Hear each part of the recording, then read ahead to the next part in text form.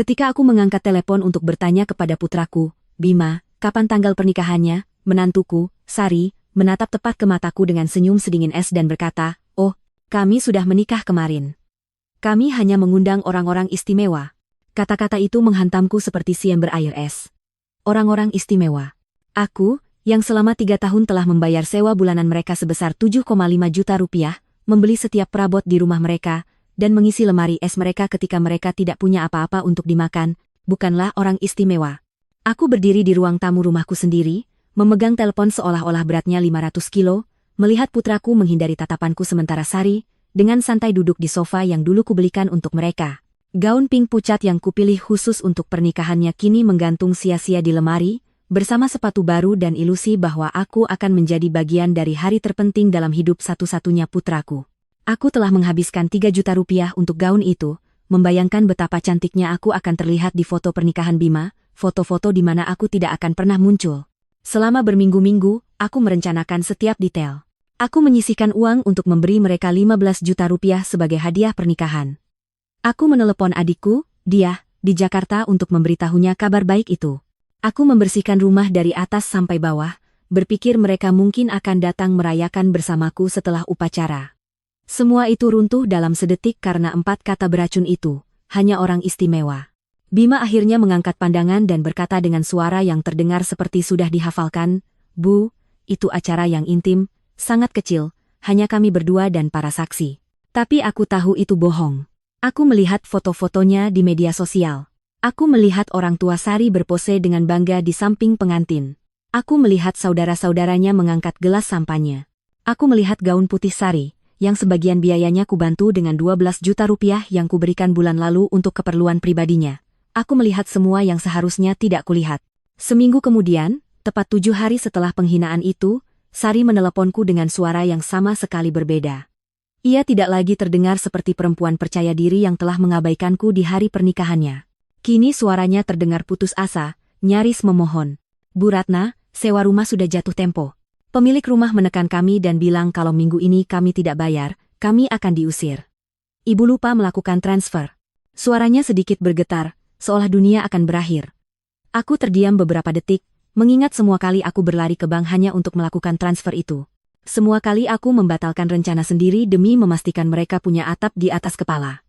Semua kali aku makan nasi dan tempe saja supaya bisa memberi mereka uang untuk keinginan mereka. Dan sekarang, setelah mereka menghapusku dari momen terpenting dalam hidup mereka, mereka masih punya keberanian menelepon seakan tidak terjadi apa-apa. "Sari," kataku dengan tenang, bahkan aku sendiri terkejut dengan ketenanganku. "Bukankah aku sudah bilang bahwa aku hanya membantu orang-orang istimewa?" Keheningan di seberang sana begitu dalam sampai aku bisa mendengar detak jantungku sendiri. Untuk pertama kalinya dalam beberapa tahun, bukan aku yang gemetar, melainkan dia. "Bu Ratna, aku tidak mengerti," ia tergagap. "Kami selalu istimewa bagi ibu, ibu seperti ibu kedua bagiku." Bohong. Semua bohong. Dibungkus dalam suara manis yang hanya ia pakai ketika ia membutuhkan sesuatu. Suara yang sama yang ia gunakan saat meminta uang untuk gaun pengantin, untuk bulan madu, untuk cincin, yang sebagian biayanya kubantu, tanpa tahu bahwa aku tidak akan pernah melihat upacara saat cincin itu dipertukarkan. Selama bertahun-tahun, aku hidup dengan perasaan seolah berjalan di atas kulit telur, menimbang setiap kata, setiap gestur, setiap hadiah, berharap mendapat sedikit saja perhatian dari putraku sendiri. Aku menjadi ibu yang sempurna, mertua yang penurut, pemberi yang diam, yang tak pernah protes saat mereka memperlakukanku seolah aku tak terlihat. Namun kalimat itu, hanya orang istimewa, membangunkan sesuatu dalam diriku yang sudah terlalu lama tertidur. Aku menghitung dalam kepalaku berapa banyak uang yang telah kuhabiskan untuk mereka selama 3 tahun itu. Antara sewa, makanan, hadiah, keadaan darurat, dan keinginan, jumlahnya lebih dari 300 juta rupiah. 300 juta rupiah yang kuambil dari uang pensiun, dari tabunganku, dari uang yang ditinggalkan almarhum suamiku agar aku bisa menjalani masa tuaku dengan tenang. Dan semua itu untuk apa? Untuk diperlakukan seperti orang asing di hari pernikahan putraku sendiri. Malam itu, setelah kututup telepon, aku duduk di ranjang dan menangis. Tapi itu bukan air mata kesedihan. Itu air mata kemarahan, frustasi yang menumpuk, bertahun-tahun penghinaan yang kutelan dalam diam. Aku menangis untuk semua momen ketika mereka membuatku merasa bahwa kasih sayangku adalah beban, kehadiranku adalah gangguan, dan uangku adalah satu-satunya hal berharga dariku. Aku menangis untuk diriku yang bodoh, Untuk perempuan yang telah kehilangan dirinya sendiri demi mencoba menjadi tak tergantikan bagi orang-orang yang menganggapnya bisa dibuang. Ketika aku bangun keesokan paginya, sesuatu di dalam diriku telah berubah. Bukan hanya rasa sakit karena pengkhianatan. Ada sesuatu yang lebih dalam, lebih dingin. Aku bangkit dan menatap diriku di cermin kamar mandi. Mata lelah yang sama seperti biasanya, keriput yang sama yang menceritakan kisah bertahun-tahun memberi cinta tanpa pernah dibalas. Namun ada sesuatu yang berbeda dalam tatapanku, kekerasan yang tidak kukenal, tekad yang selama ini terkubur di bawah bertahun-tahun kepatuhan. Aku pergi ke dapur dan membuat kopi, seperti yang sudah kulakukan setiap pagi selama 40 tahun. Tapi kali ini, aku tidak terpikir untuk menelepon Bima menanyakan bagaimana tidurnya. Aku tidak memeriksa ponsel, menunggu pesan permintaan maaf atas penghinaan hari sebelumnya. Untuk pertama kalinya, setelah sekian lama, aku sendiri adalah perhatian pertamaku di hari itu. Aku duduk di meja tempat aku begitu sering merencanakan kejutan untuk mereka, menghitung lembaran uang untuk kebutuhan mereka, dan menangis diam-diam ketika mereka memperlakukanku dengan dingin. Kini, meja ini akan menjadi saksi sesuatu yang sama sekali berbeda. Aku mengeluarkan buku cek, rekening koran, dan mulai berhitung. Aku ingin melihat dengan angka pasti sejauh apa kebodohanku sendiri. Sewa bulanan 7,5 juta rupiah dikali 36 bulan berarti 270 juta rupiah. Makanan dan kebutuhan rumah tangga, kira-kira 3 juta rupiah per bulan, berarti 108 juta rupiah lagi. Hadiah ulang tahun, Natal, hari jadi, setidaknya 45 juta rupiah. Keadaan darurat medis Sari, 12 juta rupiah. Pinjaman mobil yang tak pernah mereka kembalikan, 37 juta rupiah. Perbaikan AC di apartemen mereka, 9 juta rupiah. Perabot ruang tamu, 18 juta rupiah. 500 juta rupiah. Itulah jumlah pasti dari kemurahan hatiku. 500 juta rupiah yang telah kubuang dari warisan suamiku, dari uang pensiun, dari tabungan yang kusisihkan sedikit demi sedikit lewat puluhan tahun kerja jujur. Semua uang itu terbuang demi membuat hidup dua orang dewasa nyaman, yang bahkan tidak bisa pura-pura menghormatiku. Telepon berdering dan kulihat nama Bima di layar. Biasanya, jantungku akan berdegup kencang saat aku bergegas mengangkatnya, berharap ia akhirnya meminta maaf, dan menjelaskan bahwa semua ini hanya salah paham. Tapi kali ini, aku membiarkan telepon berdering 1 kali, 2 kali, 3 kali.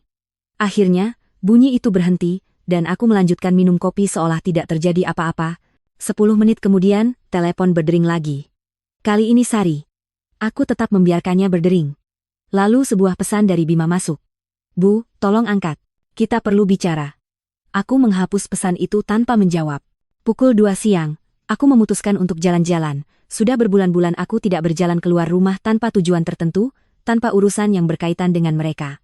Biasanya ke bank untuk transfer, ke supermarket untuk membeli sesuatu yang mereka butuhkan, ke apotek untuk obat-obatan Sari. Hari ini, aku berjalan hanya karena aku ingin. Aku melewati taman tempat aku sering membawa Bima saat masih kecil. Aku mengingat anak manis yang memelukku erat dan berkata aku adalah ibu terbaik di dunia. Kapan ia berubah menjadi pria yang memperlakukanku seperti ATM yang punya perasaan? Kapan aku mulai menyamakan cinta dengan uang? Kapan aku mulai percaya bahwa aku harus membeli kasih sayang putraku sendiri? Di bank, tempat aku begitu sering melakukan transfer otomatis, aku berhenti di depan pintu.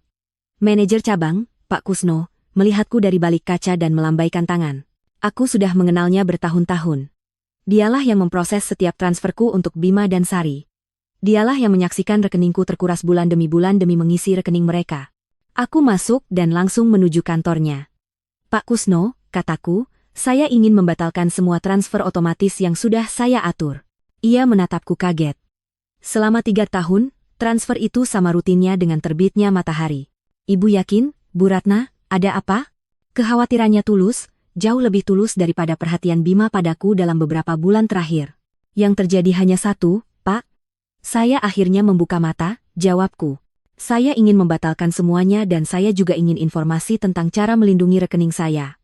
Saya tidak mau ada orang lain yang punya akses ke uang saya. Sementara Pak Kusno memproses pembatalan, ponselku tak berhenti berdering. Bima, Sari, Bima lagi. Seolah mereka punya radar yang mendeteksi saat sumber penghasilan mereka terancam. Aku mematikan ponsel sepenuhnya. Bu Ratna, kata Pak Kusno sambil menyerahkan berkas. Maaf kalau saya lancang, tapi selama bertahun-tahun ini saya melihat ibu sangat dermawan terhadap keluarga. Saya harap ibu tidak sedang ditekan untuk melakukan perubahan-perubahan ini. Kata-katanya menyentuhku dalam. Pria ini, yang nyaris hanya mengenalku lewat transaksi bank, menunjukkan perhatian yang lebih tulus pada kesejahteraanku daripada putraku sendiri. Saya tidak ditekan, Pak. Justru saya akhirnya berhenti menekan diri saya sendiri. Saat aku keluar dari bank, aku merasa anehnya ringan, seolah aku meninggalkan beban besar di dalam ruangan itu. Untuk pertama kalinya dalam beberapa tahun, uangku sepenuhnya milikku. Aku tidak lagi punya kewajiban finansial terhadap orang-orang yang melihatku sebagai sumber daya, bukan sebagai manusia. Dalam perjalanan pulang, aku memikirkan semua hal yang tidak kulakukan demi menyenangkan Bima dan Sari. Perjalanan yang tidak pernah kuambil demi menghemat uang untuk mereka. Teman-teman yang tak lagi kutemui karena aku selalu tersedia untuk keadaan darurat mereka. Hobi yang kutinggalkan karena setiap rupiah yang kuhabiskan untuk diriku sendiri adalah 1 rupiah lebih sedikit untuk kebutuhan mereka. Ketika aku sampai di rumah, ada 3 mobil terparkir di depan pintu. Mobil Bima, mobil Sari, dan 1 mobil yang tidak kukenal. Aku bisa melihat gerakan di dalam rumah melalui jendela. Darahku terasa dingin. Mereka punya kunci. Aku sendiri yang memberikannya, karena aku percaya pada mereka. Karena aku berpikir suatu hari nanti merekalah yang akan menjagaku seperti aku menjaga mereka selama ini. Aku menarik napas dalam-dalam sebelum membuka pintu. Saatnya menghadapi konfrontasi pertama dalam hidup baruku. Aku membuka pintu rumah dan melihat pemandangan yang tak akan pernah kulupakan. Bima duduk di sofaku dengan kepala tertunduk di kedua tangan. Sari mondar-mandir seperti hewan yang terjebak di kandang, dan seorang pria yang tidak kukenal sedang membongkar berkas-berkas di meja makanku. Berkas-berkasku, dokumen pribadiku. Ada apa ini? Tanyaku dengan suara yang terdengar lebih lantang daripada yang kuharapkan. Mereka bertiga menatapku seolah-olah akulah penyusup di rumahku sendiri. Sari yang pertama bicara, dan suaranya punya nada panik yang sama seperti saat di telepon. Bu Ratna, syukurlah ibu sudah pulang. Kita perlu bicara. Pak Fikri ini dari firma hukum yang kami konsultasikan soal situasi ibu. Situasi saya? Pertanyaan itu keluar dari mulutku dengan ketenangan yang kembali mengejutkanku. Situasi apa? Saya baik-baik saja. Bima akhirnya mengangkat kepala dan menatapku dengan mata yang dulu milik anak polos, tapi sekarang hanya memantulkan kepanikan finansial. Bu, kami ke bank dan mereka bilang ibu membatalkan semua transfer. Pak Kusno menjelaskan kalau ibu juga memblokir akses kami ke rekening ibu. Kami tidak mengerti kenapa ibu melakukan itu. Pak Fikri, pria berusia sekitar 50-an dengan setelan abu-abu dan senyum yang sama sekali tidak mengundang rasa percaya, mendekat padaku sambil mengulurkan tangan. Ibu Ratna, saya Pak Fikri, pengacara hukum keluarga. Anak ibu khawatir dengan kondisi mental ibu dan meminta saya menilai situasinya. Aku tidak menyambut uluran tangannya. Sebaliknya, aku langsung menuju meja makan dan mengumpulkan semua berkas yang ia telaah tanpa izinku. Ini dokumen pribadi saya. Anda tidak punya hak untuk menyentuhnya tanpa persetujuan saya. Bu, sela Bima dengan suara merendah yang sudah lama ia kuasai, nada merendahkan yang menyamar sebagai kepedulian. Kami hanya khawatir. Perilaku ibu akhir-akhir ini aneh. Tiba-tiba ibu menghentikan bantuan finansial tanpa penjelasan. Lalu ibu tidak mau angkat telepon. Kami pikir ibu mungkin butuh bantuan profesional. The 16. Sari mendekat dan mencoba menggenggam tanganku dengan kelembutan palsu yang hanya ia keluarkan saat membutuhkan sesuatu. Bu Ratna sayang, kami tahu ibu banyak tekanan. Mungkin kesepian membuat ibu lebih terpengaruh dari yang ibu sadari. Di usia ibu, episode kebingungan itu normal. Kata kebingungan bergema di kepalaku seperti alarm. Sekarang aku paham kenapa mereka membawa pengacara. Ini bukan soal ingin membantuku. Ini soal menyatakan aku tidak cakap dan mengambil alih keuanganku. Perempuan yang sama yang mengatakan bahwa mereka hanya mengundang orang istimewa ke pernikahannya, kini memperlakukanku seperti nenek pikun. Saya tidak bingung, kataku tegas, membuat semua orang terdiam. Saya lebih jernih daripada bertahun-tahun terakhir, dan kalian semua akan keluar dari rumah saya sekarang juga. Pak Fikri menyela dengan suara profesional yang biasa dipakai pengacara ketika ingin terdengar masuk akal. Bu Ratna, saya mengerti ibu merasa kewalahan, tapi anak-anak ibu berhak turun tangan jika mereka percaya kemampuan ibu mengambil keputusan finansial sudah menurun. Mereka telah mendokumentasikan beberapa perilaku yang mengkhawatirkan. Perilaku yang mengkhawatirkan. Tawa yang keluar dari tenggorokanku terdengar serak, hampir kejam. Seperti apa? Seperti memutuskan bahwa uang saya adalah milik saya? Memutuskan untuk berhenti membiayai hidup 2 orang dewasa yang memperlakukan saya seperti sampah? Sari melonjak seakan aku baru saja menamparnya. Kami tidak pernah memperlakukan ibu dengan buruk. Ibu bagian dari keluarga kami. Semua yang ibu miliki suatu hari nanti akan menjadi milik kami juga. Kami hanya mempercepat prosesnya. Disitulah kebenaran telanjang itu muncul. Segala yang kupunya suatu hari akan menjadi milik mereka. Di kepala mereka, aku sudah mati, dan mereka hanya sedang mencairkan warisan lebih cepat. Tidak penting apakah aku punya sisa 20 tahun atau 20 hari hidup. Bagi mereka, aku hanyalah ATM berjalan yang mulai bermasalah. Keluar, kataku, menunjuk ke arah pintu. Kalian bertiga keluar dari rumah saya. Bima berdiri dengan wajah kekanak-kanakan yang sama seperti dulu saat tidak mendapatkan apa yang ia mau. Bu, kami tidak bisa begitu saja pergi. Kami punya kewajiban. Sewa, cicilan mobil, kartu kredit yang ibu tanda tangani. Ibu tidak bisa begitu saja memutus semua itu dari satu hari ke hari berikutnya.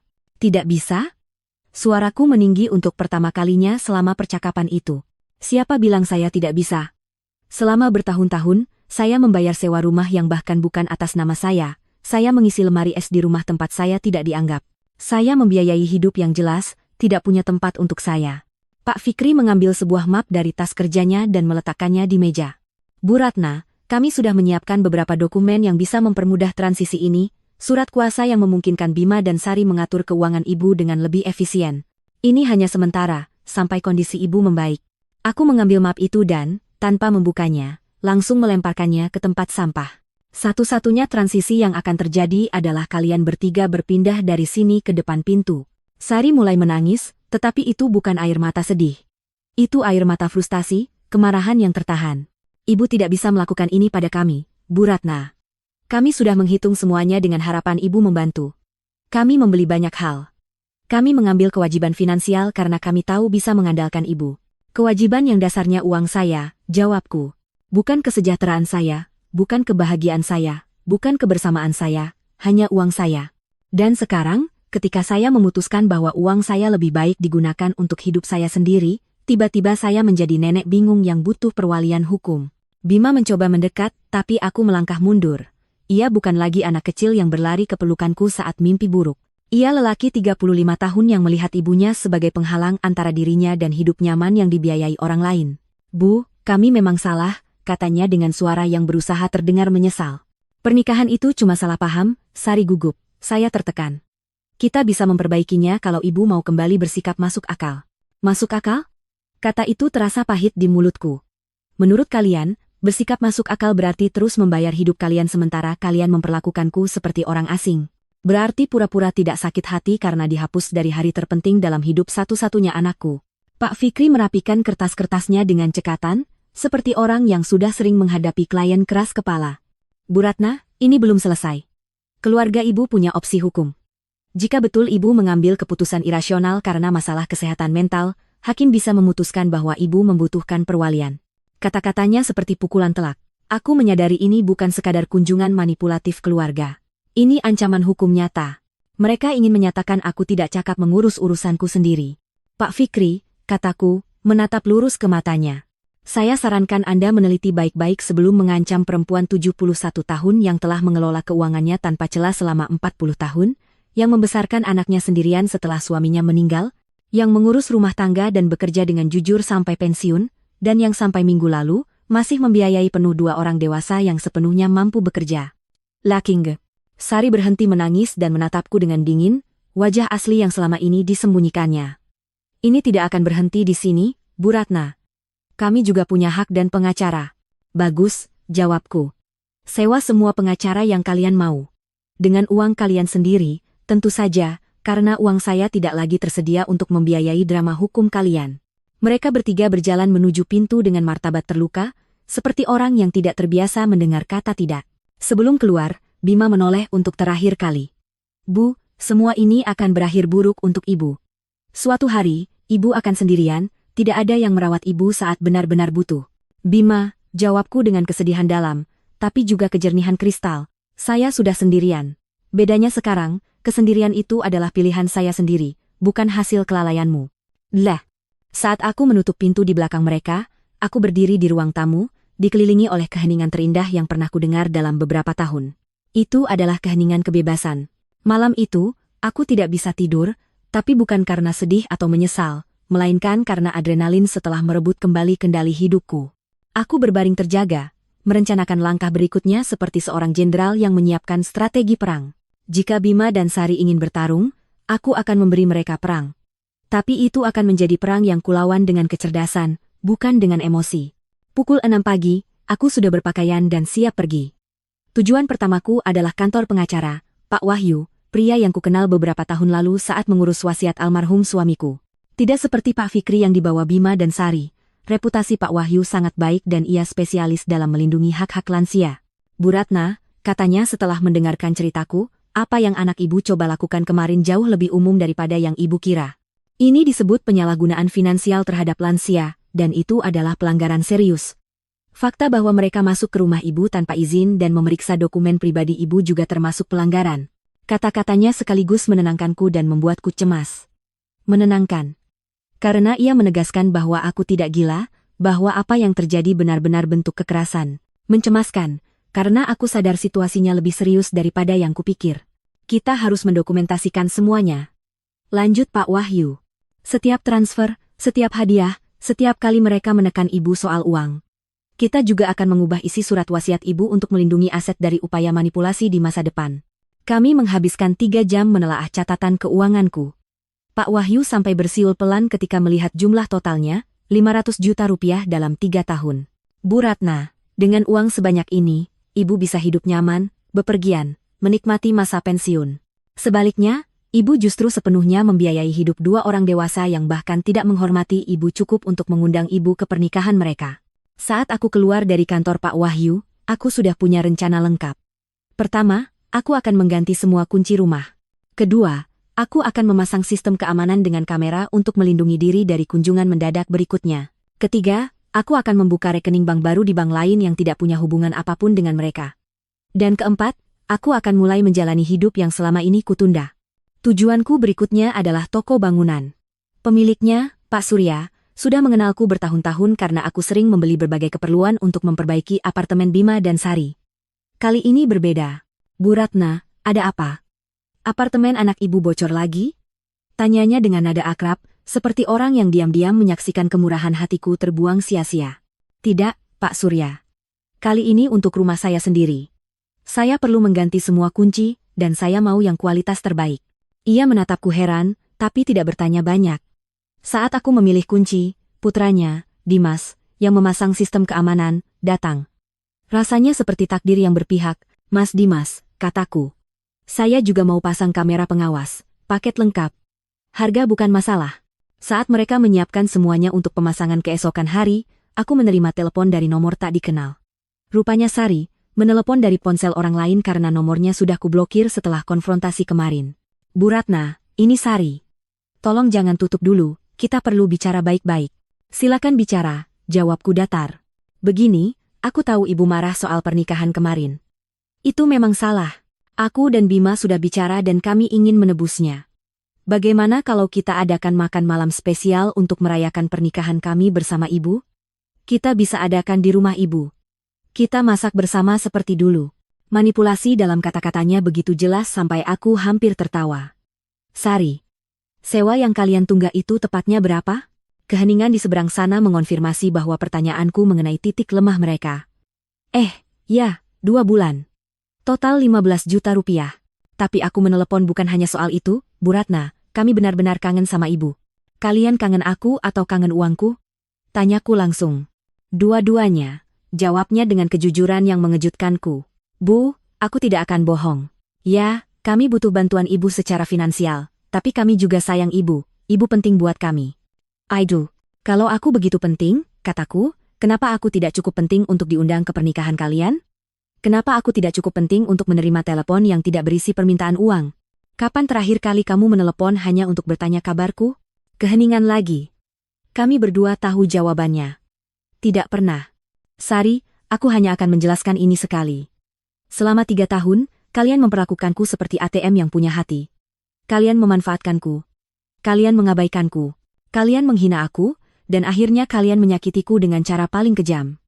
Sekarang, ketika sumber uang mulai mengering, tiba-tiba kalian ingat kalau kalian sayang padaku. Bu Ratna tolong. Aku memotong kalimatnya. Tidak ada tolong lagi. Kamu sudah memilih ketika memutuskan bahwa aku tidak cukup istimewa untuk hadir di pernikahanmu. Sekarang aku memilih, dan pilihanku adalah hidup tanpa dijadikan dompet berjalan. Aku menutup telepon dan mematikannya sepenuhnya. Aku tidak mau ada gangguan lagi di hari kemerdekaanku. Sore itu, aku pergi ke salon kecantikan yang sudah lebih dari setahun tidak kudatangi. Aku selalu membatalkan janji karena Bima atau Sari butuh sesuatu yang mendesak, atau karena uang yang kusiapkan untuk diriku berubah menjadi keadaan darurat mereka. Bu Ratna, sapa penata rambut langgananku, Cinta. Wah, kejutan. Saya kira ibu sudah lupa sama kami. Saya tidak lupa, Cinta. Saya hanya lupa bahwa saya juga pantas dimanjakan. Laut, aku memutuskan mengambil paket lengkap. Potong, cat rambut, manicure, pedicure. Untuk pertama kalinya dalam beberapa tahun, aku menghabiskan uang untuk diriku sendiri tanpa rasa bersalah. Sambil Cinta mengerjakan rambutku, ia bercerita tentang hidupnya, anak-anaknya, mimpinya. Rasanya menyegarkan punya percakapan yang tidak berputar di sekitar kebutuhan Bima dan Sari. Ibu kelihatan cantik sekali, katanya ketika selesai. Tapi lebih dari itu, ibu kelihatan bebas. Ada sesuatu yang berubah, ya? Ada, Cinta. Saya akhirnya belajar berkata tidak. Ketika aku pulang sore itu, ada sebuah mobil terparkir di depan rumah yang tidak kukenal. Jantungku sempat berdebar, kupikir Bima dan Sari kembali dengan bala bantuan. Tapi saat aku mendekat, kulihat seorang perempuan tua duduk di tangga teras rumahku. Bu Ratna? Tanyanya ketika aku turun dari mobil. Ya, saya. Ada yang bisa saya bantu? Saya Bu Lestari, saya tinggal di sebelah. Kita sudah lama jadi tetangga, tapi belum pernah sempat ngobrol. Kemarin saya mendengar suara keras dari rumah ibu, dan saya khawatir. Apa semuanya baik-baik saja? Kepedulian tulus itu menyentuhku. Perempuan asing ini menunjukkan perhatian lebih besar terhadap kesejahteraanku daripada putraku sendiri. Masuklah, Bu Lestari. Saya buatkan kopi, dan saya akan ceritakan sebuah kisah yang mungkin ibu tidak percaya. Saat aku membuat kopi, kuceritakan seluruh kejadian padanya. Lestari mendengarkan tanpa menyela, hanya mengangguk sesekali. Dan ketika aku selesai, matanya berkaca-kaca. Bu Ratna, katanya, ibu sudah melakukan hal yang benar. Saya juga pernah mengalami hal yang mirip dengan putri saya 5 tahun lalu. Saya juga dulu merasa tugas saya adalah membiayai hidupnya terus. Saya juga pikir dia tidak akan sayang kalau saya berhenti memberi uang. Lalu apa yang terjadi? Saya berhenti memberi uang ketika sadar mereka hanya menelepon kalau butuh sesuatu. Awalnya berat sekali. Mereka mengancam, memeras secara emosional, mencoba membuat saya merasa bersalah.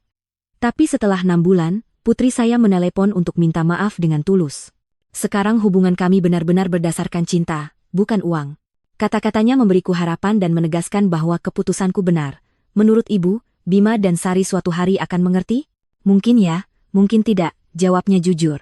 Tapi itu bukan lagi tanggung jawab ibu, Bu Ratna. Tanggung jawab ibu sekarang adalah hidup untuk diri ibu sendiri. Malam itu, untuk pertama kalinya dalam 3 tahun, aku pergi tidur tanpa memikirkan apakah Bima dan Sari punya uang untuk sewa, untuk makanan, untuk keinginan mereka. Aku tidur dengan pikiran tentang diriku sendiri, rencanaku, masa depanku. Dan aku tidur lebih nyenyak daripada yang pernah kuingat. Keesokan paginya, Dimas dan Pak Surya datang pukul 8 untuk mengganti semua kunci dan memasang sistem keamanan. Sementara mereka bekerja, ponselku terus berdering dari nomor tak dikenal.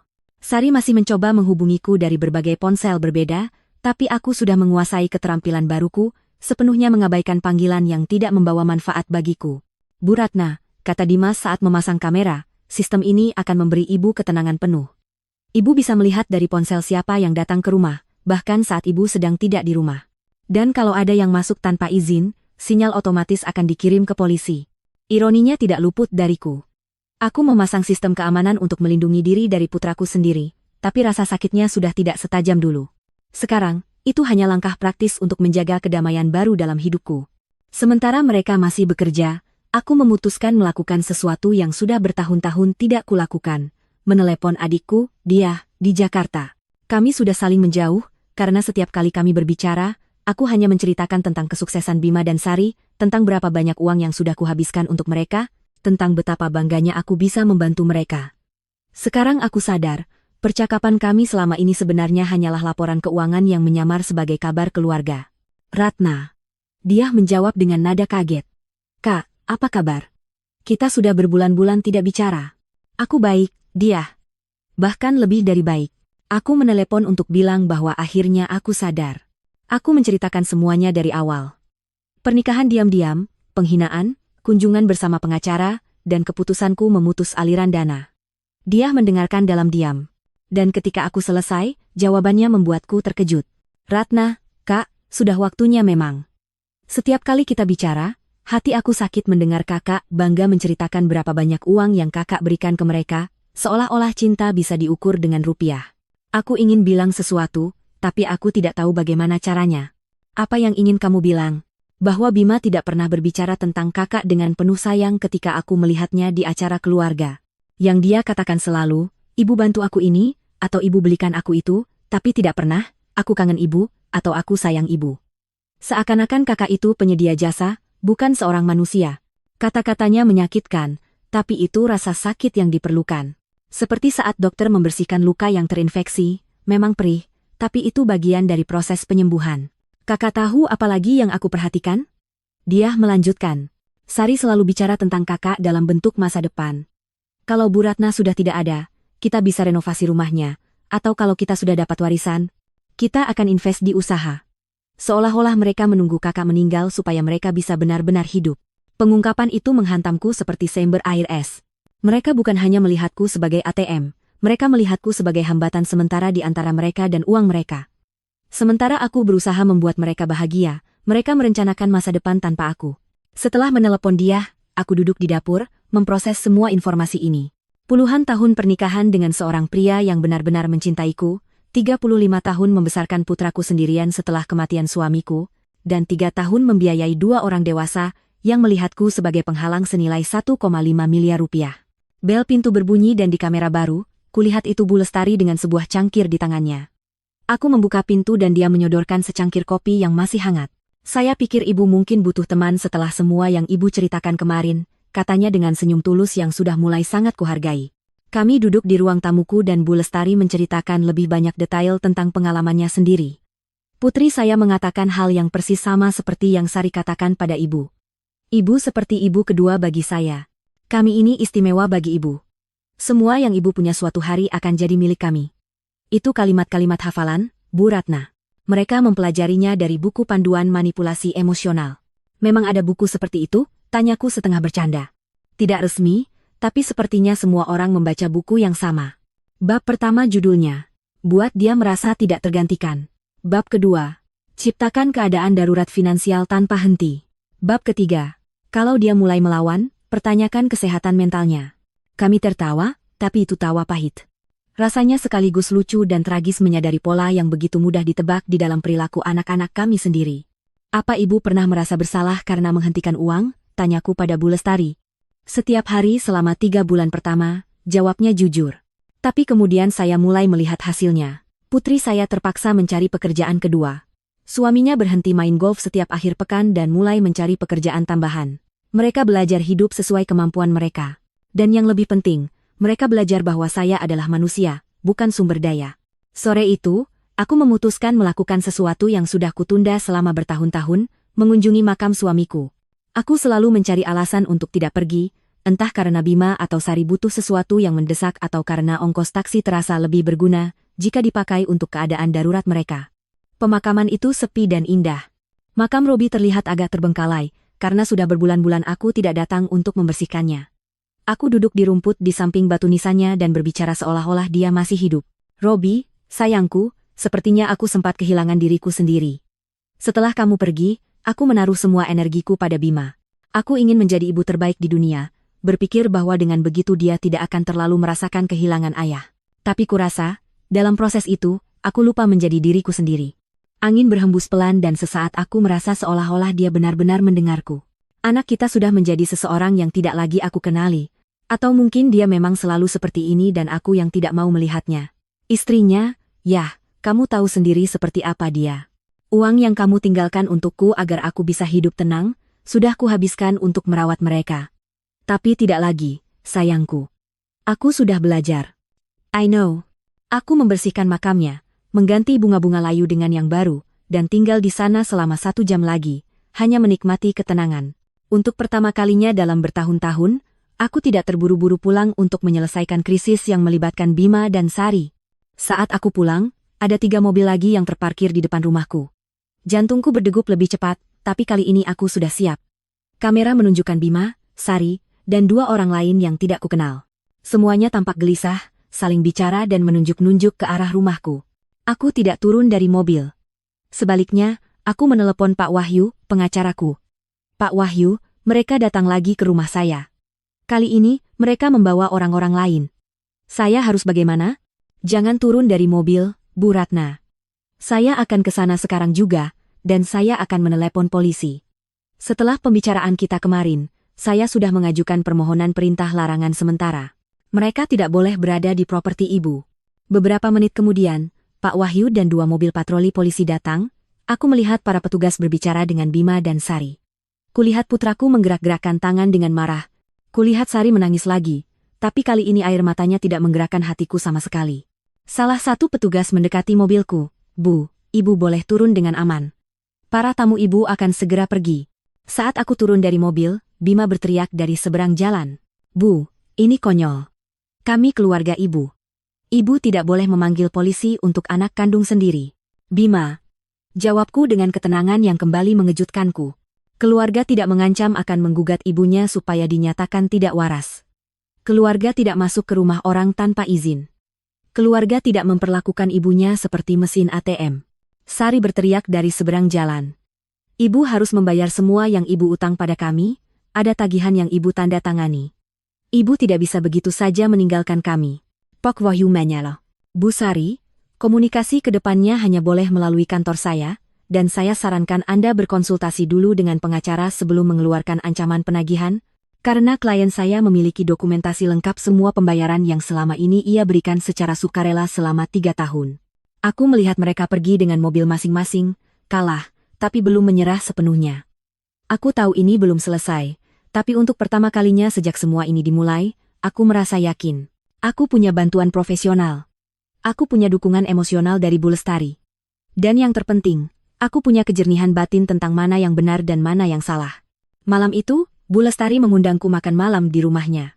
Aku bertemu putrinya yang sedang berkunjung, dan aku bisa melihat sendiri seperti apa hubungan keluarga yang sehat. Mereka berbicara satu sama lain dengan hormat, sungguh-sungguh menanyakan kabar masing-masing, dan tertawa bersama. Putrinya tidak meminta uang sekalipun sepanjang malam.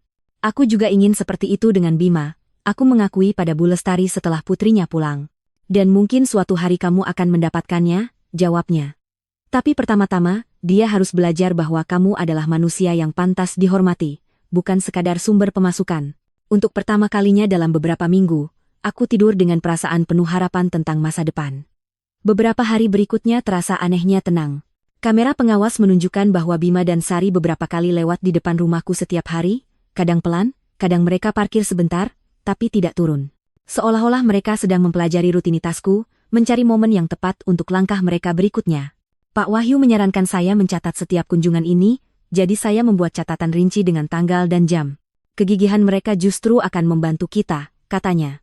Setiap kali mereka muncul setelah diberitahu untuk tidak mendekat, itu memperkuat posisi kita untuk meminta perintah larangan permanen. Pada Jumat pagi, aku sedang sarapan dengan tenang ketika bel pintu berbunyi. Di kamera, kulihat seorang perempuan muda berpakaian sangat rapi dengan map di tangan dan senyum profesional. Aku tidak mengenalnya, tapi dari caranya berdiri, aku tahu ini bukan kunjungan sosial.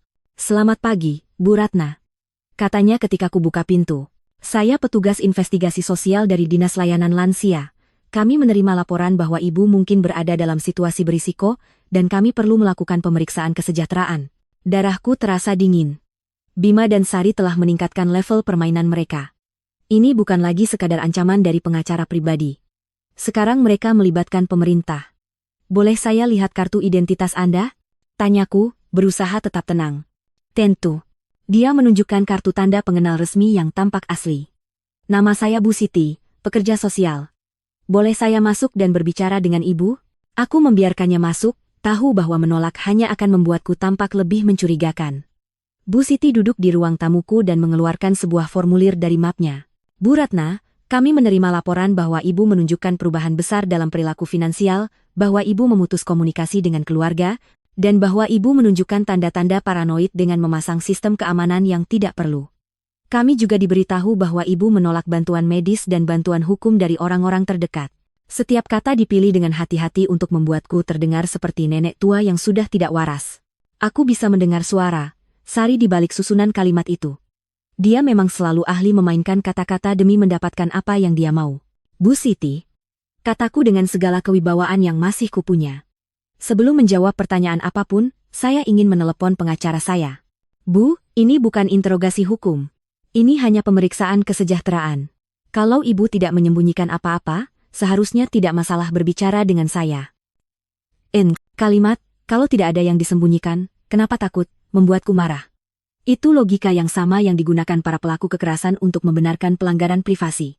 Kalau kamu tidak bersalah, kamu tidak boleh keberatan kalau hidupmu digeledah. Bu, saya akan menelepon pengacara saya. Ibu boleh menunggu di sini atau kembali hari lain, tapi saya tidak akan menjawab pertanyaan apapun tanpa pendampingan hukum. Aku menelepon Pak Wahyu, dan ia datang dalam 20 menit. Saat ia masuk dan melihat pekerja sosial itu, ekspresinya langsung mengeras.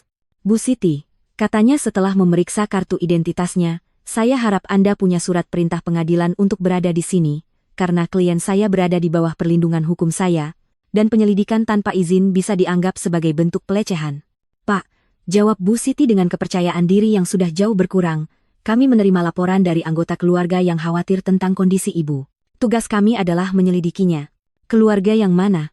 Tanya Pak Wahyu datar. Keluarga yang sama yang mencoba memaksa beliau menandatangani surat kuasa tanpa pendampingan hukum. Keluarga yang sama yang masuk ke rumah beliau tanpa izin dan memeriksa dokumen pribadinya. Keluarga yang sama yang menghapus beliau dari acara-acara penting sementara hidup sepenuhnya dari uangnya. Pak Wahyu mengeluarkan sebuah map dari tas kerjanya dan meletakkannya di meja. Di sini saya punya dokumentasi lengkap tentang pelecehan finansial dan emosional terhadap klien saya, 500 juta rupiah yang diambil dari rekeningnya selama 3 tahun. Pengucilan sosial yang sistematis dan pemerasan emosional. Kalau ada yang perlu diselidiki di sini, itu bukan klien saya. Bu Siti menelaah dokumen-dokumen itu dengan wajah yang makin lama makin tidak nyaman. Jelas informasi yang ia terima sebelumnya tidak cocok dengan kenyataan di depannya. Bu Ratna, katanya akhirnya. Bisakah ibu jelaskan kenapa ibu mendadak menghentikan bantuan finansial untuk putra ibu? Karena saya akhirnya menyadari bahwa mereka memanfaatkan saya, jawabku sederhana. Karena saya sadar bahwa bagi mereka, saya bukan ibu, tapi rekening bank. Karena saya lelah membiayai hidup orang-orang yang melihat saya sebagai penghalang. Tapi, apakah ibu tidak merasa bertanggung jawab untuk membantu keluarga? Pertanyaannya membuatku geram. Bu Siti, tanggung jawab saya sebagai ibu adalah membesarkan anak saya sampai dewasa, mendidiknya, dan memberikan bekal agar ia bisa menjadi orang dewasa yang mandiri. Putra saya 35 tahun, sudah menikah, dan sepenuhnya mampu menafkahi dirinya sendiri. Membiayai hidup orang dewasa bukan tanggung jawab saya. Itu pilihan saya, dan sekarang saya memilih untuk tidak melakukannya lagi. Lun. Pak Wahyu menambahkan, Bu Siti, menurut Anda wajar kalau laki-laki dewasa berusia 35 tahun tidak bisa membayar sewa rumah tanpa bantuan ibu kandungnya yang berusia 71 tahun? Bu Siti tidak langsung menjawab. Aku bisa melihat ia sedang menilai ulang situasi ini. Bu Ratna. Tanyanya setelah beberapa detik, apakah ibu mengelola keuangan ibu sendiri sepenuhnya? Saya bisa tunjukkan semua rekening bank, investasi, dan pembayaran pajak saya, semuanya rapi dan teratur. Apakah ibu hidup mandiri? Seperti yang ibu lihat, saya menjaga rumah saya sendiri. Saya merawat diri secara fisik. Saya menyetir mobil sendiri. Saya punya hubungan sosial yang sehat dengan tetangga. Apakah ibu minum obat tertentu? Hanya vitamin dan sesekali aspirin. Saya tidak punya penyakit medis yang butuh obat rutin. Pak Wahyu menambahkan. Klien saya baru saja menjalani serangkaian pemeriksaan medis sebagai bagian dari persiapan proses hukum kami. Beliau dinyatakan dalam kondisi mental dan fisik yang sangat baik. Bu Siti menutup mapnya dan menghela napas. Bu Ratna, berdasarkan percakapan ini dan dokumen yang sudah saya lihat, saya tidak melihat indikasi bahwa ibu berada dalam bahaya atau membutuhkan intervensi. Saya akan menutup kasus ini. Setelah dia pergi, aku dan Pak Wahyu terdiam beberapa menit. Ratna, katanya akhirnya, ini akan terus meningkat. Bima dan Sari sedang menghabiskan uang yang sebenarnya tidak mereka punya untuk menyewa profesional demi mencoba menyatakan ibu tidak cakap. Berarti mereka sedang putus asa? Persis. Itu artinya. Langkah lain yang bisa mereka lakukan adalah mengajukan gugatan resmi soal ketidakmampuan mental. Prosesnya mahal dan sulit dimenangkan. Tapi kalau mereka menemukan hakim yang mudah terpengaruh dan psikiater yang mau bersaksi demi kepentingan mereka bisa saja mendapatkan penetapan perwalian. Pikiran itu membuatku ngeri. Mereka bisa mengambil alih uangku. Mereka bisa mencoba, tapi kita punya bukti kuat bahwa ibu sepenuhnya cakap, dan bahwa motivasi mereka bukan kepedulian, melainkan keserakahan. Sore itu, aku menelepon dia untuk meluapkan perasaanku.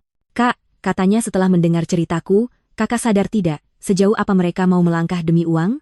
Mereka rela merusak hubungan keluarga, menghabiskan uang untuk pengacara dan dokter, menghancurkan reputasi mereka sendiri, hanya demi bisa kembali mengakses rekening kakak. Kata-katanya membuatku berpikir, Bima dan Sari telah memperlihatkan jati diri mereka sepenuhnya. Tidak ada jalan kembali. Tidak ada lagi kemungkinan rekonsiliasi yang tulus. Bagi mereka, aku tidak pernah benar-benar menjadi ibu atau mertua yang dihormati. Aku selalu hanya uang berjalan. Kesadaran ini, meski menyakitkan, juga melegakan. Aku tidak perlu lagi bertanya-tanya apakah aku sudah mengambil keputusan yang tepat. Aku tidak perlu lagi merasa bersalah, karena melindungi diriku sendiri. Mereka sudah membuktikan dengan tindakan mereka sendiri bahwa kesejahteraan emosional dan fisikku jauh kurang penting bagi mereka dibanding uangku. Malam itu, Bu Lestari datang berkunjung dengan sebuah kejutan. Ia mengundang teman-temannya dari klub taman untuk menemuiku. Bu Ratna, ia mengenalkan, ini teman-teman saya, Cinta, yang ibu sudah kenal dari salon, lalu Maya, Karin, dan Alifah. Kami semua pernah mengalami hal yang mirip dengan keluarga yang toksik dan abusif. Kami menghabiskan malam berbagi cerita. Maya harus membuat batas tegas dengan kakak laki-lakinya yang terus-terusan meminta uang. Karin memutus hubungan dengan putrinya yang hanya datang kalau butuh pinjaman. Alifah terpaksa mengubah isi wasiat setelah tahu cucu-cucunya menganggap dia sebagai rencana pensiun mereka. Yang paling menyakitkan bagi saya, aku mengaku, bukan kehilangan uang yang sudah kuberikan, tapi menyadari bahwa selama ini aku tidak pernah punya cinta yang aku kira kumiliki. Ratna, kata Alifah dengan kebijaksanaan di usia 80 tahunnya, cinta yang sejati tidak bisa dibeli atau dijual. Kalau kamu harus membayarnya, itu berarti sejak awal tidak pernah benar-benar ada. Kata-katanya seperti balsem untuk jiwaku yang terluka. Dia benar. Selama ini aku hanya membeli perhatian, bukan cinta. Aku membiayai sebuah ilusi. Kalian tahu apa yang aku sadari? Kataku pada teman-teman baruku, bahwa kesepian di tengah orang-orang yang tidak mencintaimu jauh lebih menyakitkan daripada kesepian saat kamu sendirian. Setidaknya sekarang, ketika aku sendirian, aku berada dalam teman yang baik diriku sendiri. Semua orang tertawa, dan kami bersulang untuk kebijaksanaan baru kami. Malam itu, setelah mereka pulang, aku duduk di taman memandangi langit. Bintang-bintang terlihat lebih terang dari sebelumnya, atau mungkin aku yang akhirnya bisa melihatnya dengan mata yang lebih jernih. Untuk pertama kalinya dalam hidup dewasaku, aku benar-benar sendirian secara finansial. Aku tidak punya ketergantungan, tidak punya kewajiban keuangan kepada siapapun selain diriku sendiri. Dan alih-alih menakutkan, kenyataan itu justru membuatku bersemangat. Aku bisa bepergian kapanpun aku mau. Aku bisa merenovasi rumahku. Aku bisa membeli pakaian bagus untuk diriku sendiri. Aku bisa menyumbang untuk lembaga amal yang benar-benar penting bagiku. Aku bisa berinvestasi untuk masa depanku sendiri alih-alih membiayai masa kini orang-orang yang tidak tahu berterima kasih. Kebebasan rasanya seperti harapan. Dan untuk pertama kalinya dalam bertahun-tahun, aku ingin merencanakan masa depanku sendiri. Sebulan setelah kunjungan psikiater, aku pikir aku sudah benar-benar memenangkan perang. Aku sudah terbiasa dengan rutinitas yang indah. Aku sarapan dengan tenang sambil membaca koran. Aku merawat taman, makan siang bersama Bu Lestari atau salah satu teman baruku. Dan di sore hari, aku mengerjakan hal-hal yang selama ini kutinggalkan. Aku mulai melukis lagi, sesuatu yang sangat kusukai sebelum aku berubah menjadi bendahara pribadi Bima dan Sari. Tapi pada suatu Kamis pagi, ketika aku sedang melukis bunga di atas kanvas baru, Pak Wahyu datang ke rumahku dengan ekspresi serius yang langsung membuat darahku terasa dingin. Ratna, kita perlu bicara. Bima dan Sari telah mengajukan gugatan resmi di pengadilan keluarga untuk menyatakan ibu tidak cakap secara mental. Mereka meminta agar pengadilan menunjuk wali hukum untuk ibu. Ensekaba. Kata-kata itu jatuh menimpaku seperti batu-batu besar. Aku tahu ini kemungkinan yang ada, tapi mendengarnya langsung membuat ketakutanku menjadi nyata. Artinya, mereka bisa mengambil alih uang saya? Kalau seorang hakim memutuskan bahwa ibu tidak mampu mengurus urusan ibu sendiri, ya, ia bisa saja menunjuk Bima sebagai wali hukum ibu, dan itu berarti dia akan punya kendali penuh atas keuangan ibu. Borama? Aku menjatuhkan diri dengan berat ke sofa, merasakan beban pengkhianatan terdalam yang pernah kualami dalam hidupku. Putraku sendiri sedang berusaha secara hukum menyatakan aku tidak cakap demi merampas uangku. Pak Wahyu, bukti apa yang mereka punya? Bapak sendiri sudah melihat bahwa saya sepenuhnya masih cakap. Mereka punya pernyataan dari 3 saksi yang mengaku bahwa ibu berperilaku tidak stabil. Mereka juga menyerahkan tagihan dokter yang katanya belum ibu bayar dan catatan obat-obatan yang katanya ibu timbun tanpa diminum. Tapi itu bohong. Saya tidak punya tagihan dokter yang tertunggak atau obat-obatan yang saya timbun. Saya tahu, Bu Ratna, tapi mereka sudah merekayasa bukti yang terlihat meyakinkan. Mereka juga punya pernyataan dari Dr. Lehmann yang menyatakan bahwa ibu menolak bekerja sama untuk evaluasi psikiatri, yang mereka tafsirkan sebagai bukti penurunan mental. Nah, manipulasi ini benar-benar keji. Mereka memutarbalikkan penolakanku menjalani pemeriksaan yang tidak perlu menjadi bukti penyakit jiwa. Mereka menggunakan instingku untuk melindungi diri dari mereka sebagai bukti bahwa akulah yang perlu dilindungi. Siapa tiga saksi itu? Pak Wahyu membolak-balik berkas di tangannya. Sari, tentu saja, seorang tetangga bernama Pak Darto, dan seseorang yang mengaku sebagai apoteker ibu, Pak Arif. Why? Pak Darto adalah tetangga di seberang jalan, pria menyebalkan yang selalu bermasalah denganku karena teman-temanku kadang parkir di depan rumahnya. Pak Arif memang apotekerku, tapi aku tidak mengerti apa yang bisa ia permasalahkan tentang diriku. Saya perlu bicara dengan Pak Arif, kataku pada Pak Wahyu, ada sesuatu yang tidak beres. Sore itu kami pergi ke apotek bersama-sama. Pak Arif menyambutku dengan wajah terkejut dan gugup. Bu Ratna, senang sekali melihat Ibu. Aine. Bagaimana kabar Bapak, Pak Arif? Saya diberitahu bahwa Bapak menandatangani pernyataan yang menyebut saya berperilaku tidak wajar dalam hal obat-obatan. Wajahnya langsung memerah seperti tomat. Bu Ratna, menantu Ibu datang beberapa minggu lalu dan bertanya tentang obat-obatan Ibu. Dia bilang dia khawatir karena Ibu bertingkah aneh. Dan apa yang Bapak katakan padanya? Saya jelaskan bahwa Ibu hanya membeli vitamin dan sesekali aspirin, bahwa Ibu tidak punya resep obat rutin, tapi dia bersikeras bahwa itu justru bukti Ibu tidak menjaga kesehatan dengan baik. Pak Wahyu menyela. Pak Arif, apakah Bapak menandatangani sebuah berkas? Dia membawa sebuah dokumen yang isinya menyatakan bahwa saya mengonfirmasi pembelian obat-obatan Bu Ratna tidak teratur. Saya kira itu untuk asuransi kesehatan atau semacamnya. Saya tidak tahu kalau itu untuk gugatan hukum. Apotekerku sendiri telah diperdaya untuk menandatangani sesuatu yang tidak ia pahami sepenuhnya.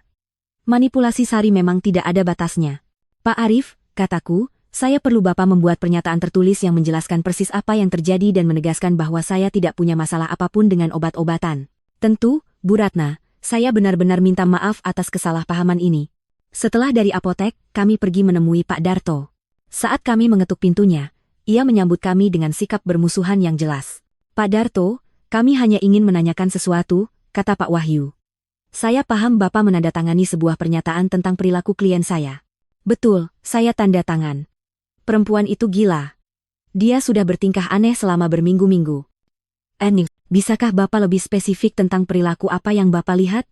Pasang kamera seolah dia tinggal di zona perang, banyak orang asing datang ke rumahnya, berteriak pada keluarganya di jalan. Saat itu aku sadar bahwa Pak Darto telah menarik semua itu keluar dari konteksnya. Kamera-kamera itu kupasang untuk perlindungan. Orang-orang asing yang ia maksud adalah teman-teman baruku. Teriakan itu adalah aku yang membela rumahku dari serangan Bima dan Sari. Pak Darto, kataku, Bapak tahu kenapa saya memasang kamera-kamera itu? Tidak, dan saya tidak peduli. Untuk melindungi diri dari anak dan menantu saya yang masuk ke rumah tanpa izin dan mengancam saya. Itu persis yang akan dikatakan orang gila, jawabnya dengan sinis. Tidak ada cara untuk berdiskusi waras dengan orang seperti itu. Pernyataannya hanya berdasarkan pengamatan dangkal yang ia tafsirkan dengan niat buruk. Malam itu, aku dan Pak Wahyu duduk bersama untuk menyusun strategi pembelaan. Ratna, kita perlu evaluasi psikiatri versi kita sendiri. Saya punya rekan, Dr. Murni, yang ahli menilai kapasitas mental. Beliau bisa secara resmi menyatakan bahwa Ibu sepenuhnya masih cakap. Anyway, bagaimana kalau Bima dan Sari menyuap hakim? Bagaimana kalau semua ini tidak ada gunanya karena mereka sudah memutuskan untuk menyatakan saya tidak cakap? Bu Ratna, sistem hukum memang tidak sempurna, tapi juga tidak sepenuhnya korup. Kita punya bukti kuat bahwa Ibu sepenuhnya waras dan bahwa motivasi mereka murni soal uang. Kita akan melawan ini sampai akhir. Keesokan harinya, aku pergi ke janji temu dengan Dr. Murni. Ia seorang wanita berusia sekitar 50-an dengan mata lembut namun sangat tajam. Bu Ratna, saya akan menanyakan serangkaian pertanyaan dan tes untuk menilai kapasitas mental Ibu. Tenang saja, jawab dengan jujur. Selama 2 jam, ia menanyakan tentang ingatanku, kemampuan bernalar, pemahaman finansial, dan kesehatan emosiku. Ia juga memberiku tes kognitif serta meminta menyelesaikan soal matematika dan logika. Bu Ratna, katanya di akhir sesi, hasil tes ibu berada jauh di atas rata-rata usia ibu. Ibu tidak hanya kompeten secara mental, tetapi fungsi kognitif ibu juga sangat baik. Dokter, menurut ibu, kenapa keluarga saya melakukan ini? Dari cerita ibu dan dokumen yang saya lihat, ini tampaknya adalah kasus eksploitasi finansial terhadap lansia. Sayangnya, kasus seperti ini lebih umum daripada yang orang kira. Aku meninggalkan konsultasi itu dengan perasaan lega sekaligus sedih. Validasi profesional bahwa kondisiku sehat memang menghibur, tetapi juga mengonfirmasi bahwa gugatan itu nyata dan perlu dilawan. Sore itu, Bu Lestari mengumpulkan semua teman kami dari klub taman untuk rapat darurat. Ketika aku menceritakan soal gugatan ketidakmampuan mental, semua langsung marah. Ratna, kata Maya, kami akan bersaksi untukmu. Kami sudah bersamamu berminggu-minggu, dan jelas sekali kamu baik-baik saja. Bahkan lebih dari baik, tambah cinta. Kamu lebih jernih dan kuat daripada banyak perempuan umur 40 yang aku kenal. Alifah, dengan kebijaksanaan usia 80 tahunnya, menggenggam tanganku. Ratna sayang, apa yang anak-anakmu lakukan itu bukan hal baru.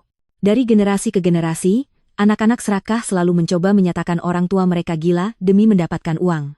Tapi kamu punya sesuatu yang kebanyakan korban tidak punya, dokumentasi lengkap, dukungan hukum, dan sahabat-sahabat yang siap bersaksi. Kata-katanya memberiku harapan. Aku tidak sendirian. Aku punya pasukan perempuan kuat yang menyaksikan sendiri transformasiku. Kalian tahu apa yang paling menyedihkan dari semua ini? Kataku. Bahwa Bima dan Sari rela menghancurkan kemungkinan rekonsiliasi demi uang. Bahkan kalaupun aku mau memaafkan semuanya, dari titik ini sudah tidak ada jalan kembali. Dan mungkin itu lebih baik, sahut Cinta. Sekarang kamu tahu siapa mereka sebenarnya, dan kamu bisa bertindak sesuai itu. Oh, malam itu, untuk pertama kalinya sejak mimpi buruk ini dimulai, aku menangis sungguh-sungguh, bukan karena sedih, tapi karena berduka. Aku mengucapkan selamat tinggal terakhir untuk anak yang kupikir aku miliki, untuk mimpi tentang keluarga yang penuh cinta, untuk ilusi bahwa cinta tanpa syarat akan dibalas.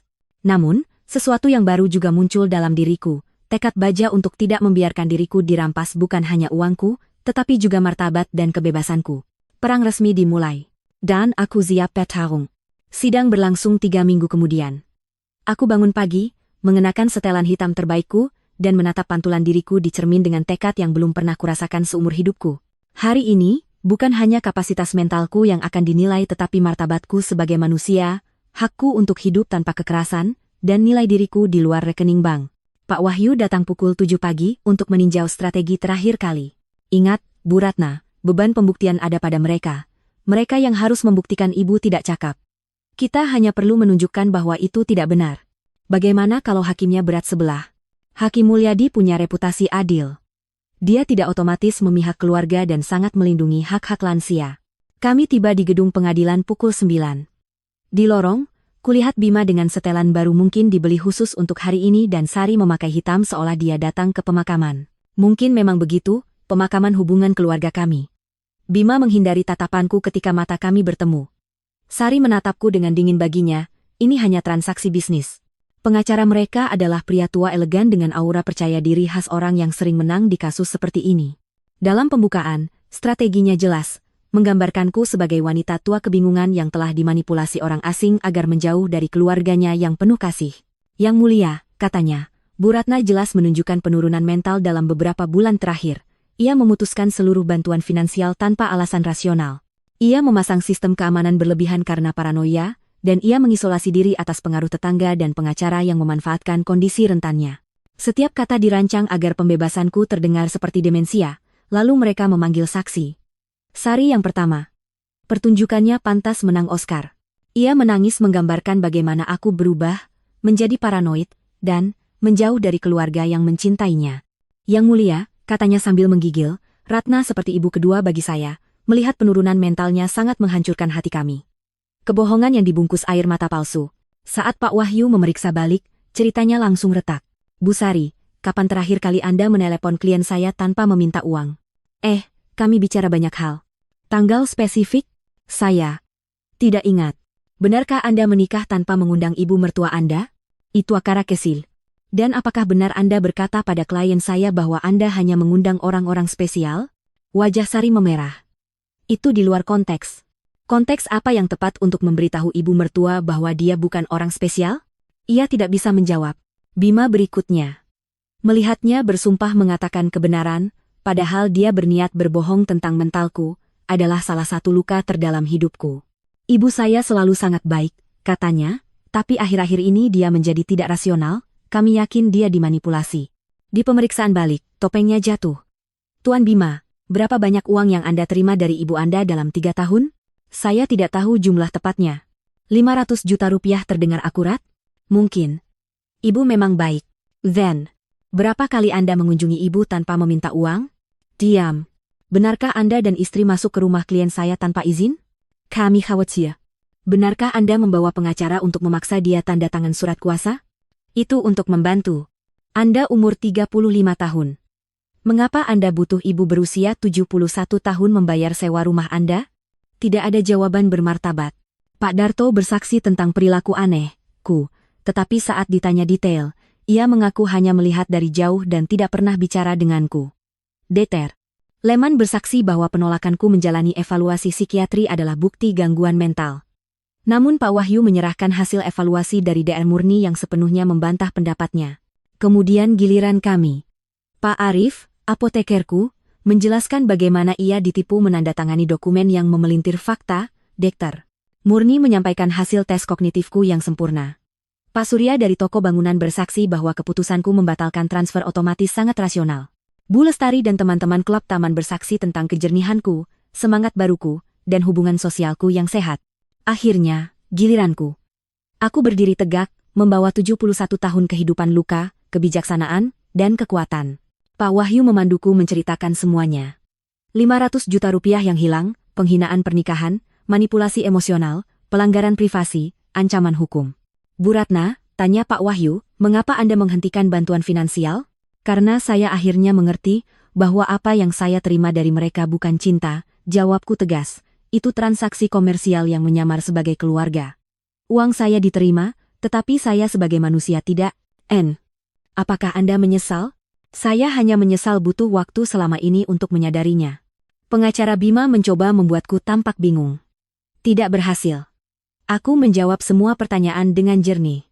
Dalam argumen penutupnya, pengacara Bima tetap bersikeras bahwa aku korban manipulasi. Tetapi balasan Pak Wahyu menghancurkan semuanya. Yang mulia, ini bukan kasus lansia tidak cakap. Ini kisah seorang perempuan yang akhirnya membebaskan diri dari kekerasan finansial dan emosional bertahun-tahun. Tidak ada bukti medis bahwa beliau tidak kompeten. Yang ada hanya frustrasi karena sumber uang mereka menolak lagi dimanfaatkan. Hakim Mulyadi berembuk selama 2 jam terasa seperti 2 tahun. Ketika ia kembali, wajahnya serius tetapi tegas. Setelah menelaah semua bukti, jelas bagi pengadilan bahwa Bu Ratna sepenuhnya memiliki kapasitas mental. Evaluasi psikiatri profesional mengonfirmasi kompetensi kognitifnya. Keputusan finansialnya, meskipun tidak menyenangkan bagi keluarganya, sepenuhnya rasional dan merupakan hak beliau. Yantungku bedigup kenkang. Selain itu, lanjut hakim, pengadilan melihat bahwa gugatan ini didorong oleh kepentingan finansial, bukan kepedulian tulus. Permohonan perwalian ditolak sepenuhnya. Aku menang. Bukan hanya menang sidang, aku mendapatkan kembali kebebasanku. Martabatku. Hakku untuk hidup tanpa kekerasan dari orang yang seharusnya mencintaiku. Saat kami keluar, kulihat Bima dan Sari berdebat sengit dengan pengacara mereka. Sari menatapku dengan kebencian murni. Bima menatapku sebentar, ada kilatan penyesalan, mungkin tapi sudah terlambat. Malam itu, Bu Lestari mengadakan perayaan kecil di rumahku. Kamu tidak hanya memenangkan persidangan hari ini, kata Alifah. Kamu memenangkan hidupmu kembali. Dan dia benar. 3 bulan kemudian, aku menjual rumah dan pindah ke apartemen indah dekat pusat kota. Aku menyumbangkan setengah uangku pada organisasi perlindungan lansia. Dengan sisanya, aku mulai hidup. Aku bepergian ke Eropa, mengambil kelas seni. Bergabung dengan kelompok relawan. Aku tidak pernah mendengar kabar dari Bima dan Sari lagi. Ku dengar dari orang lain bahwa mereka pindah ke apartemen yang lebih kecil, dan bahwa Sari akhirnya bekerja untuk pertama kalinya dalam hidupnya. Mungkin kesusahan akhirnya mengajari mereka apa yang kemurahan hatiku tidak pernah berhasil ajarkan, nilai kerja keras dan kemandirian. Kadang, ketika aku memandang bintang dari balkon baru, aku memikirkan perempuan yang aku dulu takut dimanipulasi. Percaya bahwa cinta harus dibeli. Perempuan itu sudah tiada. Dan yang lahir menggantikannya adalah seseorang yang akhirnya memahami satu kebenaran penting, cinta sejati tidak pernah punya harga, dan kebebasan tidak pernah terlalu mahal. Namaku Ratna. Aku 72 tahun. Dan akhirnya aku belajar bahwa orang terpenting yang harus aku cintai dan lindungi adalah diriku sendiri.